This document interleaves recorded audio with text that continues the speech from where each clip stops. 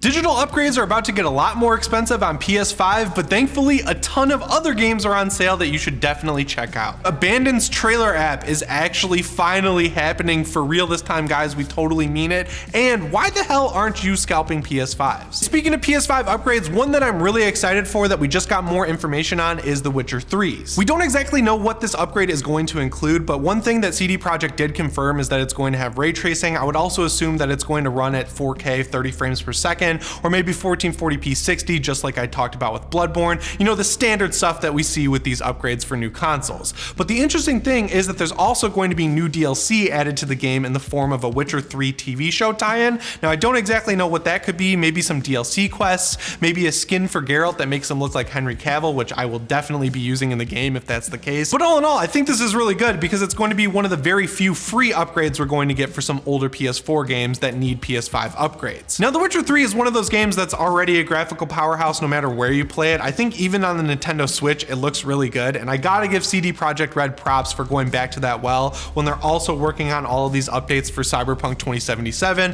which, let's be real, really needs some of those upgrades and updates that they're working on right now. So knowing that by the end of this year, we're going to have a nice big upgrade that's free for The Witcher 3 is just awesome. It's exactly what CD Projekt Red needs right now for their reputation after that disastrous launch they had last year. I know you guys are probably sick of hearing about it at this point, but we have an update surrounding Abandoned, which still, for now, for the time being, may be a new Silent Hill game. So that's why we're going to talk about it. So the most interesting thing about this game at this point in time is that they're releasing a trailer for it in an app, sort of like PT, where it'll be a playable teaser that you download to your PS5. It was supposed to come out last month, and then it was delayed multiple times into July, and then they were like, screw it, we're going to release it in August. But the new update surrounding this app is that you'll be able to download it on July 29th to your PS5, and then on August 10th, you'll be able to actually play the playable teaser and watch the trailer and all of that stuff that will hopefully finally reveal what the hell Abandoned is. Now, I know a lot of people have given up hope at this point that it's a real game that's going to materialize, but there are a few things that make me think it is actually legit. The biggest one being that reveal trailer we got last year had PlayStation 5 exclusive branding on it from Sony, and on top of that, it got a full blog write-up on the PlayStation blog, which I don't know if you guys have noticed, they only do for bigger games or ones that are only noteworthy or worth caring about. Like, I remember back in the PS4 days that I had notifications on for the PlayStation Twitter because I knew if there was a new indie game or something like that coming out, they would do a PlayStation blog post that would tell us all this stuff we needed to know about it. I remember Hotline Miami 2 was a huge one because the PlayStation blog is where they announced that, yeah, you would get it on PS4 and Vita if you bought the game once, and that was a big deal. And as far as horror games go, I definitely like stuff more like Resident Evil than maybe Outlast or something like that, which is more of a walking sim where scary stuff is happening to you and you really can't do anything about it except for hide. I definitely like Resident Evil a lot more because of the combat, and this game looks like it's going to have combat. Because in that original reveal trailer, the main character was holding a gun, and I just think we need more games like that because right now, it's really just Resident Evil. And I know we are supposedly getting a Dead Space reboot, so the more games we get that are like Resident Evil, the better. That's all I'm saying. And at the very least, I just want to know what this Abandoned game is. So on July 29th, if the trailer app does show up on the PlayStation Store, I will be downloading it to my PS5, and then on August 10th, I'll just cross my fingers that whatever the hell they've got going on over there at Blue Box Studios turns out to be a real thing. One of the biggest problems the PS5 has been facing since pre-orders went up in the first place is scalpers, and now we know why. You guys might have seen it at this point, but there was a story that went up on the Wall Street Journal about a kid in New Jersey who's made over $110,000 of profit on over $1.7 million of revenue by selling PS5s, graphics cards, Pokemon cards, anything you can think of that's expensive because there's a shortage on it. Now, as someone who was able to get a PS5 when it originally went up for pre-order, this doesn't really bother me, but I can totally see if I was someone who still hasn't managed to get one, why that would be upsetting. It's like you want to go and spend retail price on one and then you can't because all these other people are buying them up, and then you got to pay somewhere north of like $700, $800, maybe even $1,000 for one. I can totally see why that might upset you, but as someone who also likes to make money on the side doing other things, I just got to respect this kid's hustle, you know? Like, he set up bots or something like that. He managed to get all of these PS5s and resell them,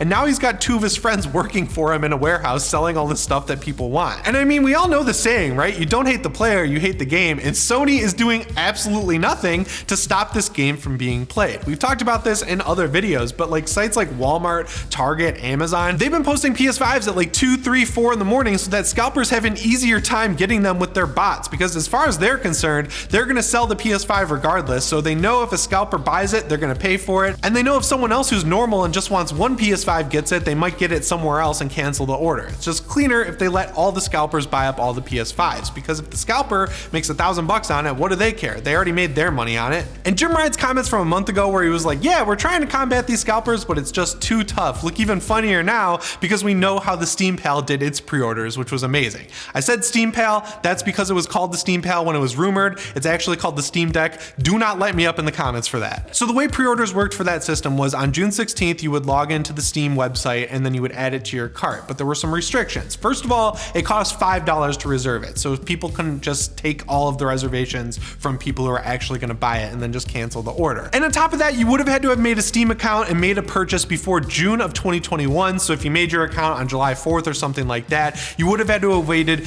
2 days after the initial pre-orders to get your Steam Deck. At this point in the game, we know that the PS5 is outselling the PS4 at the same time period, so I'm assuming that the people who really wanted a PS5 ended up getting one, but still, it would be nice to see Sony adopt a structure like this that's more like what Steam is doing with the PSN, because we already know they have some sort of features like that set up with PS Now. They just need to take it one step further. One of the more surprising things about this generation launch versus the last one is that all of these next-gen upgrades and cross-generation releases have actually been very generous, especially if you compare how much they cost on the PS4. We've gotten stuff like a free digital upgrade from the disc of Jedi Fallen Order, games that you could just pop in your Xbox or PS5 and they just download the right version right away, and stuff like that. But now it's looking like we're going to start having to pay for them. Death Stranding's upgrade is going to cost $10. If you want to get the upgrade for Ghost of Tsushima, that's going to cost you somewhere around $30. And now it's looking like Madden and FIFA 22 are going to cost a lot more. I'm warning you right now, this is going to get a little confusing. So if you're the kind of person who has a PS4 and you plan on getting a PS5, you're going to want to make sure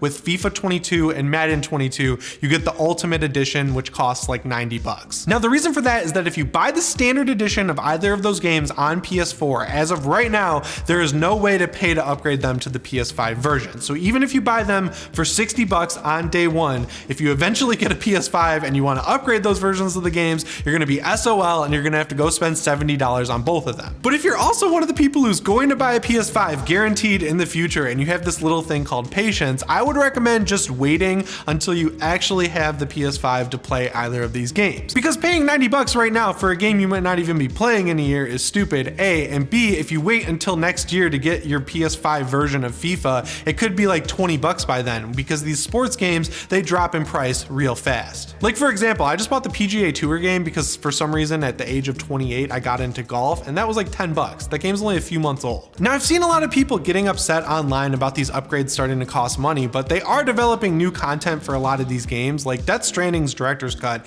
has a ton of additions to gameplay overall that I feel like is totally worth paying $10 for on top of all the graphical upgrades and stuff like that. And then when you look at the Ghost of Tsushima upgrade, not only are you getting updates to the haptic feedback on the controller, you're getting graphical updates, and you're getting a full expansion to the game, which adds somewhere between 10 and 11 hours of content. So paying $30 for that upgrade seems totally fair. But what EA is doing here, I think, is complete bullshit, honestly. Like, are we gonna sit here and pretend that it's cool for them to not give us any way to upgrade the PS4 version unless you buy the $90 one at launch? Like, how short-sighted is that, really? Like, if someone buys the PS4 version and then they get a PS5, I guarantee you they would be totally happy to pay somewhere between $20 and $30 to upgrade it from there. It's absolutely bizarre that the only way you can get an upgrade is by buying this like special edition version of the PS4 version. It's confusing, it's anti-consumer, and I don't like it. So if you're gonna buy FIFA, just wait till next year when it's like $20. That's what I'm saying. The PSN has come a long way over the past few years. I remember when I had my PS3 one summer, it just totally went offline, and it turned out to be this great PSN outage of whatever year that was.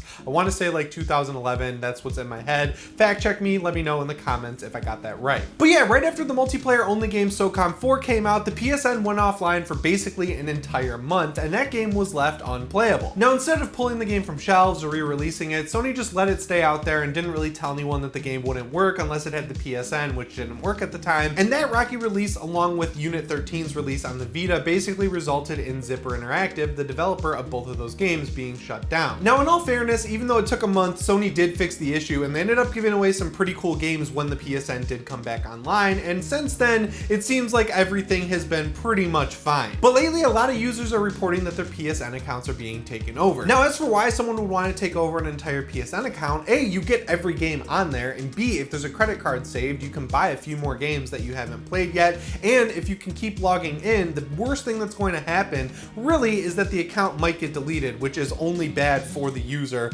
whose account they stole. Thankfully, for right now at least, it seems like this is only a big issue in Japan, and Sony is suggesting that you turn on two-factor authentication if you do have a Japanese PSN account. But with that being said, if you're in America or Europe and you don't have two-factor authentication turned on, you should definitely go ahead and do that right away, because it's just a good extra safety measure to have. Basically, every time you log into your PSN account, you're going to need to pull up an app on your phone, which will give you a code, and then you type that in to log in. It's basically a very secure way to make sure no one's ever going to steal your account and buy a bunch of V-Bucks. But yeah, as soon as I saw this news story about PSN accounts being hacked, it gave me flashbacks to the great PSN outage, and I never want that to happen again, so make sure you turn your two-factor authentications on, even though those are kind of unrelated things, you know? But yeah, guys, that's all the PlayStation news we have for you today. Make sure you let me know what you think of all of it down in the comments below, and remember, if you want to stay PS ready, subscribe and set your notifications to all. As always, guys, my name is Jimmy Champagne, and I'll see you in the next one. Thanks for watching.